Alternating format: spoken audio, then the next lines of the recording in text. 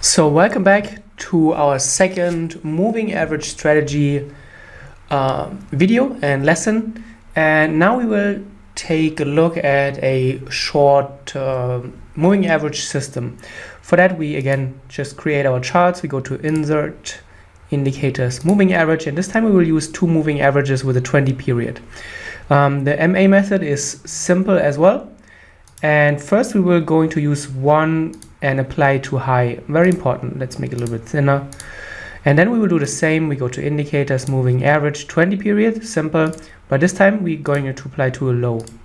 And you can see what this does. This gives us here a channel on our charts. And what we are going to do now is that, first of all, the most important is that we not focus too much on the moving average, because this is just a tool to stay in a trade. But what we are going to do is look for patterns, and especially for breakout patterns. So we want to look for local range markets, local support and local resistance, and swing highs and swing lows as well. And we want to see that we have at least 2 or 3 touch points within one pattern. So for example, we have here our pattern. You can see a very clear defined support area here. 1, 2, 3, 4, maybe 5 patterns or touch points. And then what we're going to do is we wait for a breakout as we did before, which happens here. And that is also here then the entry signal. The stop loss in such a case, again, as in the past video, past lesson, you can put it above this zone here, give a little bit of extra room so the trade is protected. You don't want to put your stop loss right at this area, because often, as you can see here, the areas will get tested once again or maybe 2 times. We have seen it as well in the pin bar lesson, where we often see retests of those areas. So here's then the entry point. The stop loss goes a little bit above this area, and we can use those moving averages here, this channel, to stay in trades and to write trades. So sometimes we can use, for example, a local support and resistance as a take profit area. If you want to use fixed take profit areas, that's totally fine. That is one way of doing it. Or we can use the channel as a way to enter or exit our trades. And for that, we would wait until the price is completely closing outside of the opposite side of the channel. So you can see here, for example, if I can get this back, here is not where the market closed outside of the channel. We came close to the upper channel, but we did not. Here is then the area where the price actually closed outside of the channel, and that's also where you would enter or exit the trade. So you can see the channel is not really here to give us a signal.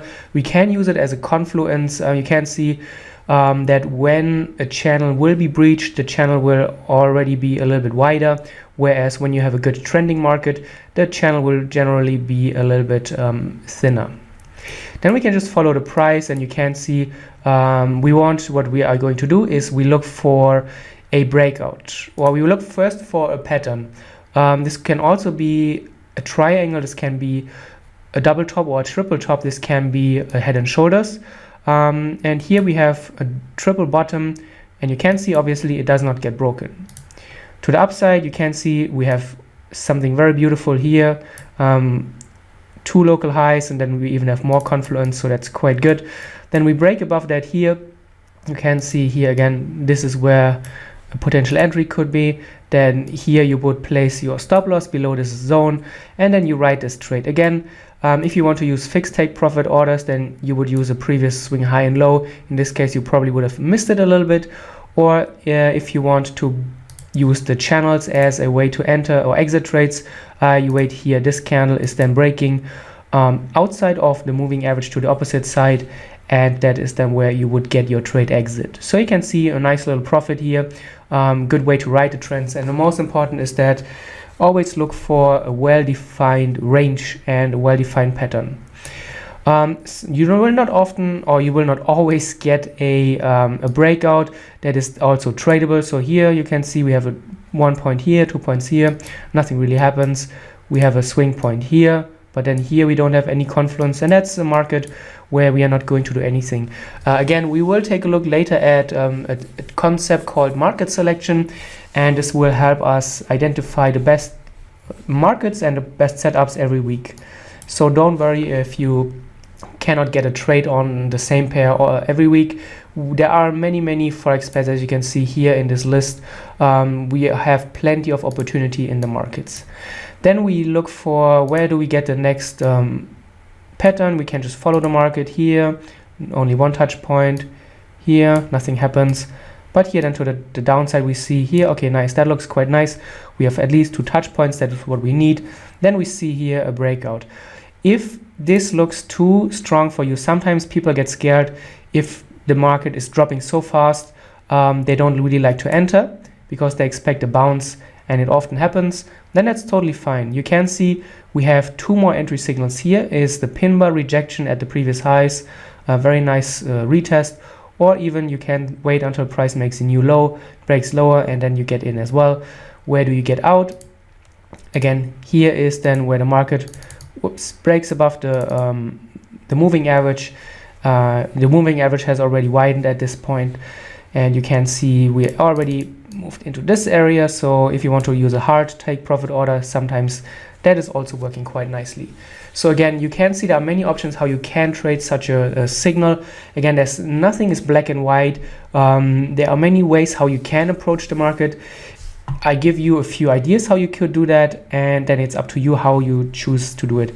Those are very clear rules that you have here with the breaks. Look for the patterns and then apply it to your trading. You can see sometimes here when we just follow the market, we don't have a clear breakout for a while. Then here we get a breakout. The market is giving us a little bit of profit, not too much. So don't always expect for every trade to make a big profit. Take what the market offers you, protect your downside, and manage your upside. It is far more common. I've worked with thousands of traders now, and I've seen it very often. The problem from traders is not finding the trades, it's what happens afterwards. Riding the trades into profits and staying into profitable trades versus getting out of losing trades quickly and not getting too attached. That is more important often than riding trades for huge wins. So here you can see we have more patterns, more examples. If you would like to take a look here, for example, we have a local structure here, 1, 2, 3 touch points. We break below that. We don't close until here. Again, not a big profit. Sometimes you will just get barely a profit if you don't use a fixed target, and that's totally fine. Again, it is the job as a trader to maximize the profits when the trade is going our way. We have seen a few examples where the trade or the price runs quite substantially, gives us a good reward to risk ratio. Other times we'll just come back into our take profit, or it will give us a small profit. That is quite normal. It is the way it is. Don't expect to every trade to be a huge winner. Here again, we have a very well-defined pattern. We see the breakout, the market moves higher, and then we drop here below this the channel. Again, we will learn other ways of managing take profit orders or exiting trades. This is just one example, and